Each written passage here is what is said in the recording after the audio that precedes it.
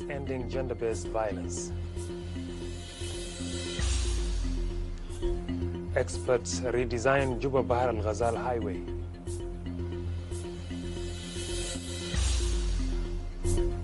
South Sudanese welcome Monday's appointment of state governors and chief administrators. Hello and a very good evening to you wherever you are tuning in from. This is SSBC News with me, Tech Stephen Ugut. Now the news in details. The first Vice President, Dr. Riek Machar Teng, met with Ezra Power and Jetco electricity company team to explore steady supply of power in the national capital, Juba. The meeting attended by the Ministers of Energy and Dam, Finance and Planning as well as Petroleum discussed means of supporting key institutions such as Juba Teaching Hospital and South Sudan Broadcasting Corporation with constant power supply. Speaking to SSBC after the meeting, the press secretary in the office of the first Vice President, James Gadet, said the government resolved to maintain power supply to these vital institutions. Juba Hospital, John Greng Infectious Disease Center, Kadra Hospital, Al Sabah Children's Hospital, Juba Military Hospital, Juba Police Hospital, and SSBC have been running short of their ability to continue to light these institutions. So this concern was raised to them by His Excellency the First Vice President that there is need to continue to sustain the provision of lighting for these important institutions, such as the hospitals and the streets of Juba. So the ministry is concerned, discussed this with the First Vice President, and resolved that they will look into this, how to resolve this, and so that the institution concerned will continue to light these hospitals, the streets of Juba, and also the SSBC. The governance cluster chaired by the first Vice President, Dr. Riek Machar, held its regular meeting in Juba on Tuesday.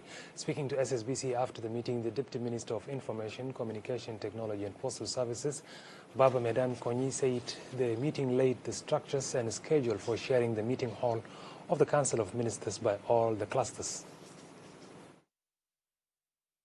Schedule of the workshops for the clusters, starting from the governance cluster and coming to the economic cluster, infrastructure, youth cluster, and the all clusters. So here is the date and time for the meetings, where we'll make it as an announcement to all the clusters so that they are aware. Number one, governance cluster, the meeting will be in Tuesday, 7th of July, 2020, in the Council of Ministers halls at 11 a.m. to 1 p.m.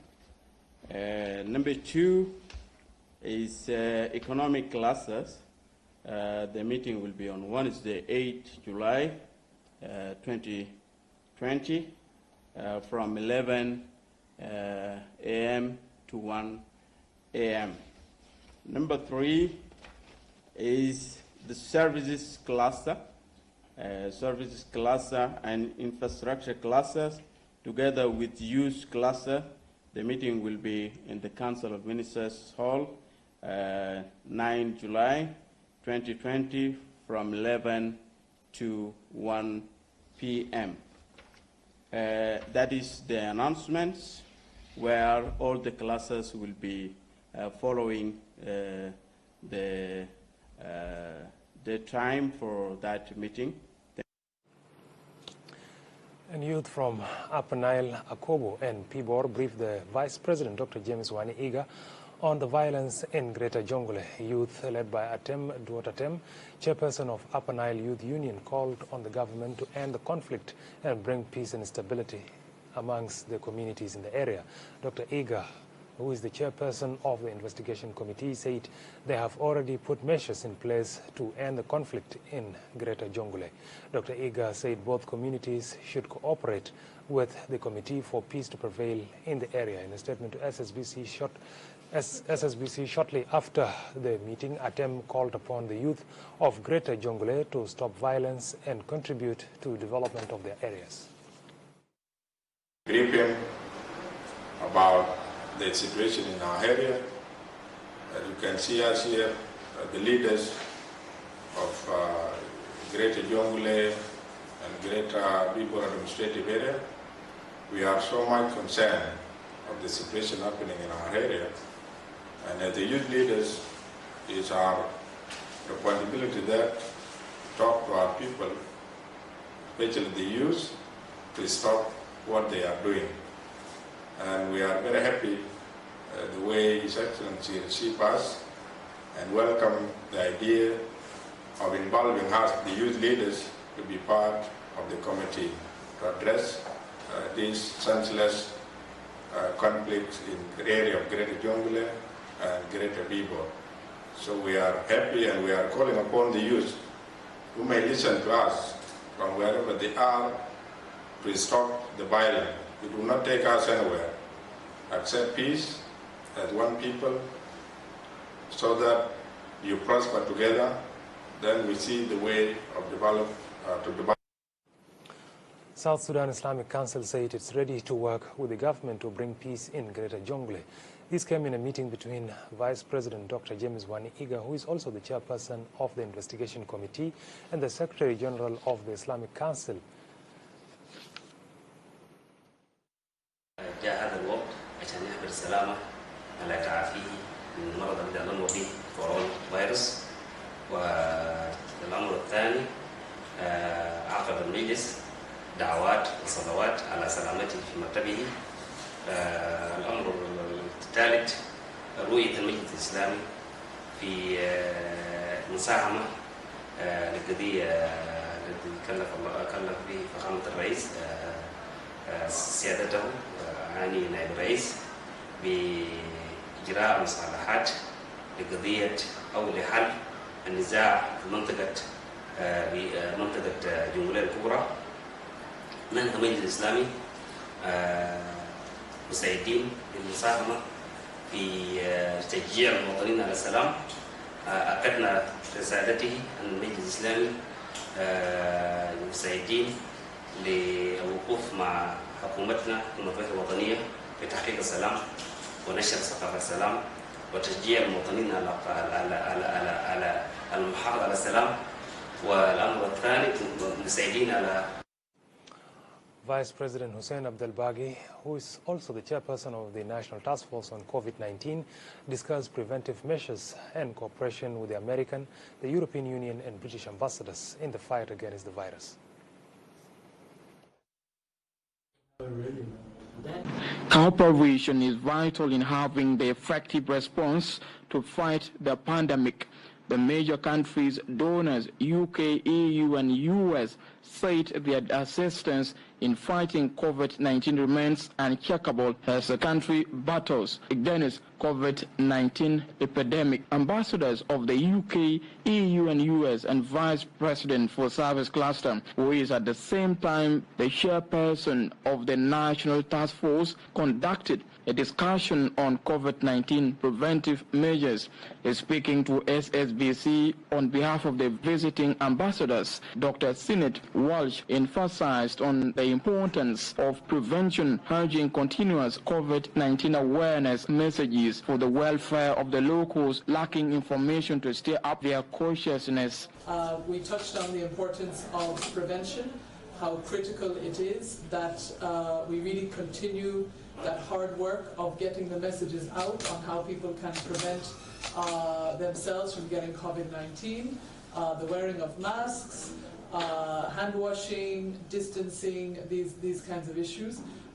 Get the balance right between the humanitarian programs that need to continue going on, to do with floods, to do with locusts, so many issues, while at the same time dealing with COVID-19. So we discussed how some of the bureaucratic procedures can. in a separate development, Vice President Hossein Abdelbagia received a team from the international organizations operating in the country to discuss the role the UN agencies are playing in combating COVID-19 and beyond. The UN resident coordinator and humanitarian coordinator said it makes a good point for the public to strictly obey the precautionary measures. Humanitarian coordinator recommended the necessity to continue providing humanitarian services to the needy persons since the presence of COVID-19 has changed the living standard of many in the country. It's the center point upon which we're going to organize our activity in support of the national response. And we say that since we don't have any vaccine or any cure at the moment, the emphasis of our action should be put on how we do prevention, and how we also work together to mitigate the actions of COVID in the country. While we are fighting the COVID-19 on the public response plan, we want to make sure that we continue to provide the essential services that are needed in this country. And previously, before the COVID, there were services related to water and sanitation, to public health, and to issues of food security, and also making sure we have protections. Those are the services that we want to continue. The essential services such as sanitation to the public health, and food remains the major priorities. To discuss the challenges that humanitarian actors are facing at the moment. Challenges that have to do with the insecurity in the field. And we welcome the appointment of 8 governors yesterday. And those governors hopefully will help to stabilize the situation. Reporting for SSBC. The task force has recorded 17 new COVID-19 cases and at least 1 death over the last 24 hours. That brings the total number of the cases in the country to 2,006. Speaking to SSBC, the focal person of COVID-19 in the country, Dr. Richard Laku, said the cumulative number of deaths stands at 37. Yesterday, the Public Health Laboratory released 65 test results, of which 17 of them positive for COVID-19, 8 of them were male, 9 were female, and that brings the total number of cases confirmed so far at 2,006. And the total number of sample tested as yesterday was 10,638, and this brings the positivity rate is 20%. From these 2,006 cases, we have 261 who are cured or recovered, and the recovery rate is at 13%, and we have 37 deaths. 1 death happened in the last 24 hours, so the case fatality rate is 1.8. In terms of contacts, we had 4,619 contacts, of which 3,969 finished the 14 days follow-up, and we are yet to follow 649. And these also show us that the rate of the contact tracing is at 73.9%, which is about 74%. In these cases, we are seeing the trend that we have most of affected age group are between 20 and 39 years, and this constitutes about 70% of the total cases. Issues of gender-based violence and inclusivity of women in developmental activities were discussed in a video conference in Juba on Tuesday. Vice President in charge of Gender and Youth Cluster, Rebecca Nyandeng Mabior, attended the video conference, during which she launched a report on the population. Abraham Aken has more. Efforts are being put in place to ensure gender-based violence is brought to an end in the country. While speaking at video conference held in Juba on Tuesday, the Vice President for Gender and Youth Cluster, Rebecca Nyandeng Mabior, said action should be taken against those violating human rights. We must take action at the policy level. We must enact laws that practice survivors and punish perpetrators regardless of their position, rank, or influence. Access to justice is key. I call upon legislature to urgently endorse the anti-GBV law and ensure that it is effectively implemented. The Vice President also pledged to work in conjunction with community leaders to bring an end to gender-based violence. Partners, development, community leaders, and all stakeholders work together towards a common goal. I pledge to work closely with traditional chiefs and community leaders to address harmful practices against our women and girls. Our voices and actions as leaders will be the example followed by our communities.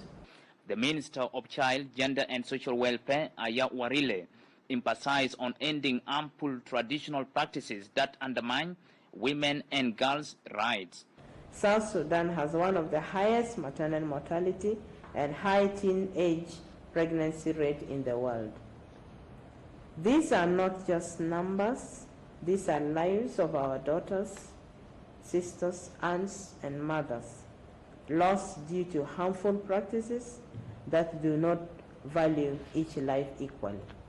The Swedish ambassador, who also participated in the conference, appealed to the government and community leaders to address gender-based violence. In a broader sense, the approach is that sexual, reproductive, and health rights encompasses several crucial issues and spheres: health, rights, gender equity and equality, security, development, and foreign policy.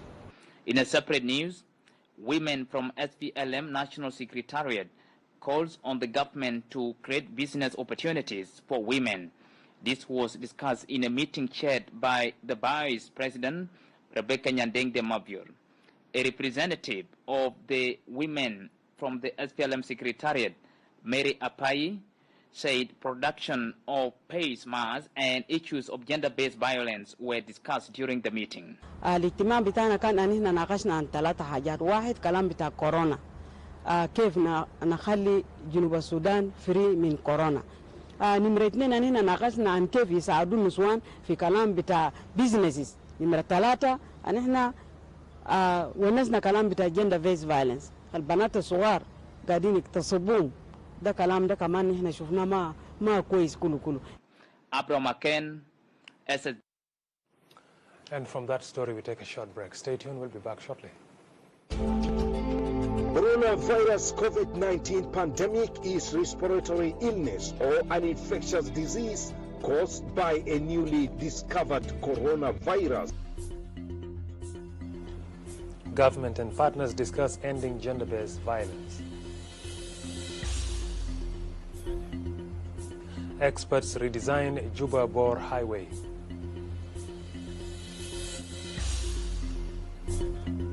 South Sudanese welcome Monday's appointment of state governors and chief administrators. Welcome back.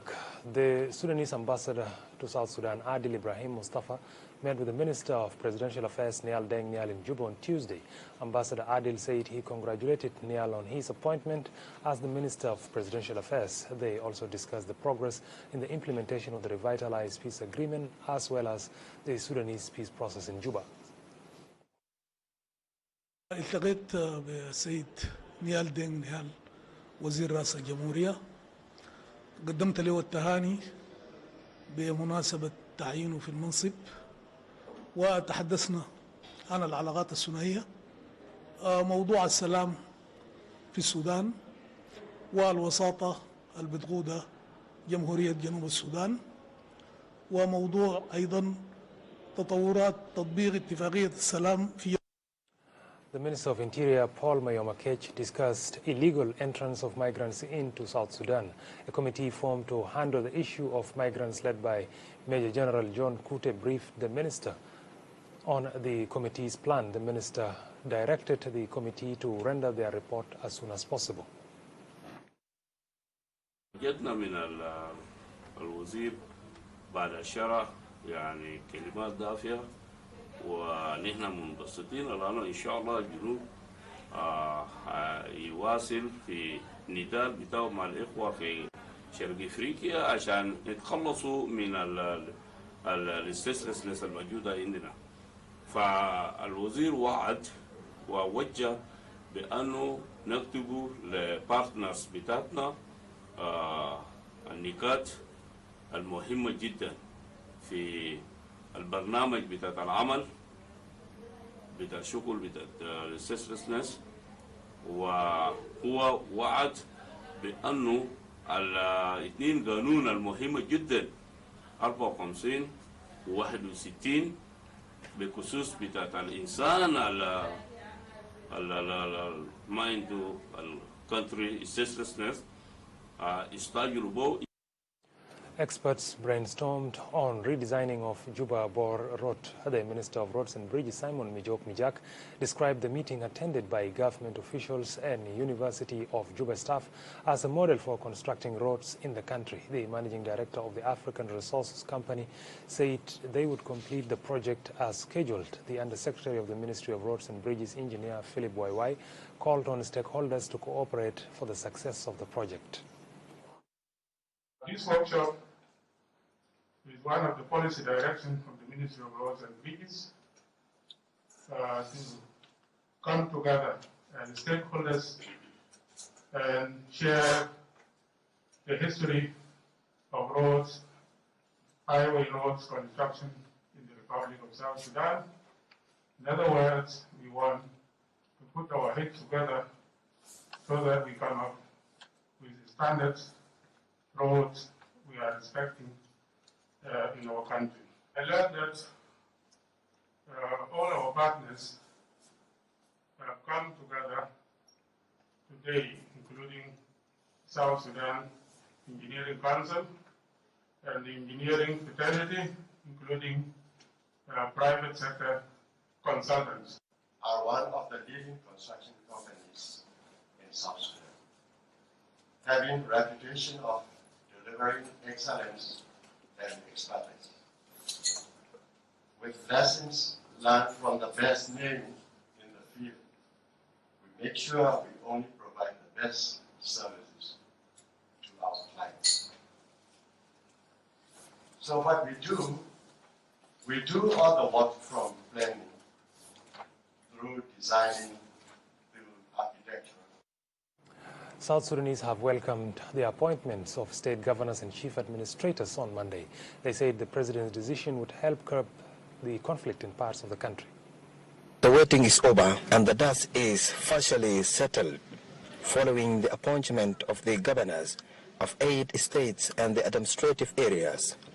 President Kiir on Monday issued a decree appointing the governors and chief administrators, raising hope and emotions among the people. Many people called on the newly appointed governors to go to their place of assignments and help put an end to the intra and intercommunal conflicts in their states. والله يا أخي الحمد لله تم التكوين أو اختيار الولاة أنا بعتبر عنه اعتبار موفق ونتمنى أنهم يكونوا يحظوا حظ الآخرين ويرفعوا بتقدم هذه البلد. And as the economic situation bites deep into the flesh of the nation, members of public appeal to the governors to go and support the agricultural sector so as for the people to fight poverty. As the new officials prepare to take oath of office and go to the estates, the women on the streets of the capital are called for provisions of adequate security in Abai to allow them to do business in conducive atmosphere free from conflict. خليهم يشوفوا مواطنين هسه في ساوث السودان هنا ناس تعبانين بالذات حاسه زي ناس بيقعدوا في بيوت في مجرمين بيحجموا ناس لازم امن يكون قوي ونحن بنتمنى لهم شغل الكويس بنيه بوطنيه باخلاص. The youth who spoke to SSBC appealed to the governors to create job opportunities for young people in their states, as part of encouraging them to engage in the process of nation building. In interview with the public, people say the appointment of 8 governors and 3 administrators have met their needs. However, They are calling on government of national unity to urgently appoint 2 governors of Upper Nile and Jonglei State. For SSBC, Ding Duding.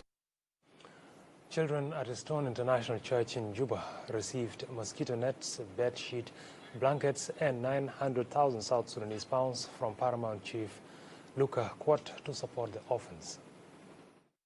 The Paramount Chief of High Referendum, Luka Kwat, donated mosquito nets, bed sheets, blankets, and 900,000 South Sudanese pounds to children at Stone International Church premises in Juba. Speaking to SSBC, Luka Kwat said the donation is intended to help the children during the coronavirus crisis that has become a major threat globally. He said there is need to improve the living conditions of the children, adding that they are the future of the country.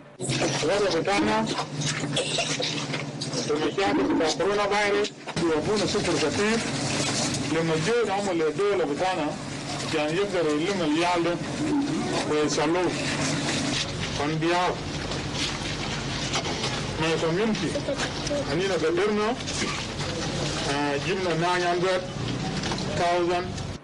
Meanwhile, the pastor in charge of Stone International Church, Peter Ayuel, described the support as demonstration of goodwill and in spirit of God.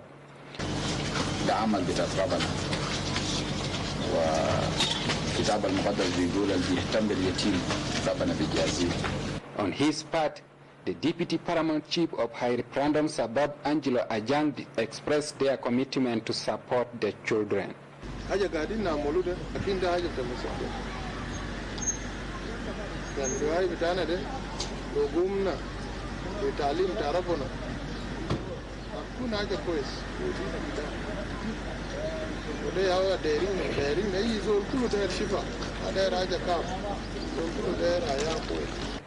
Isaac Ludor Emmanuel, SSB. And that's all we have for you this evening. Thank you very much for tuning in. Good evening.